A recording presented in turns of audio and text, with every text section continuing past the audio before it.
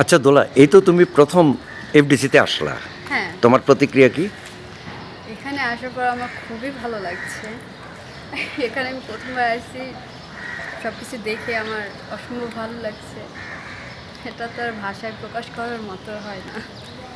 তোমার কি মনে হয় না একবারও যে তুমি তো এখানে আসবা আগামী দিনে? হ্যাঁ, অবশ্যই মনে হয়। হ্যাঁ, অবশ্যই মনে হয় এখানে আমি অবশ্যই এক সময় না এক সময় আসতে পারবো, যেহেতু আমি কাজ যেহেতু করি। চলচ্চিত্রে কাজ করছো, হ্যাঁ। হ্যাঁ, তাই তুমি এখন কি কি কাজ করে আসলা? আমি দেওয়ান নাজমুল স্যারের দুটো অস্ত্রের কাজ করেছি। যখন কাজ করতেছি অবশ্যই আমার এখানেও কোনো না কোনো দিন শিডিউল পড়তে পারে, অবশ্যই আসা হবে, আশা রাখছি। হ্যাঁ, এফডিসি দেখে সব কিছু ভালো লাগলো।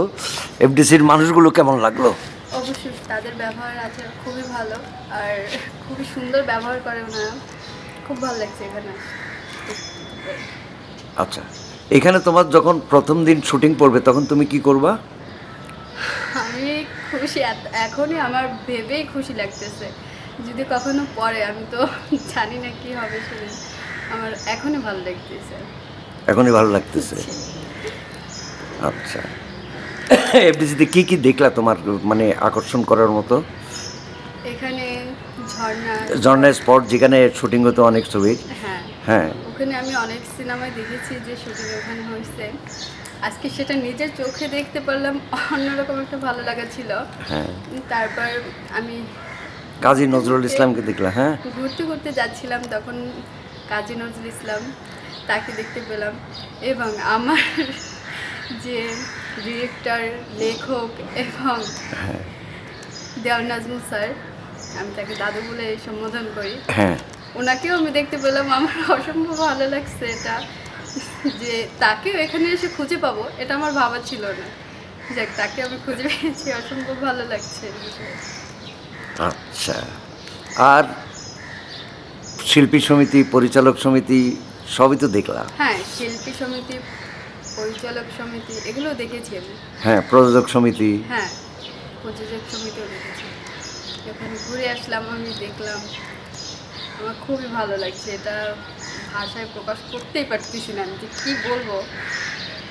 আচ্ছা ঠিক আছে, থাক, আর বলার দরকার নেই।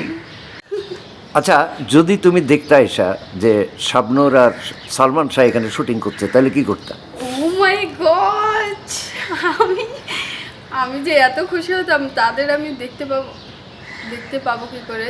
শাবনূর ম্যাম তো এখানে নেই, আর সালমান শাহ তো সালমান শাহ স্যার বা ভাইয়া আমাদের ছিলেন, তিনি তার পৃথিবীতে আমাদের নেই, মাঝে নেই, আমাকে হ্যাঁ। ছেড়ে অনেক আগেই চলে গেছে। বাট আমি তার ভীষণ একজন ভক্ত।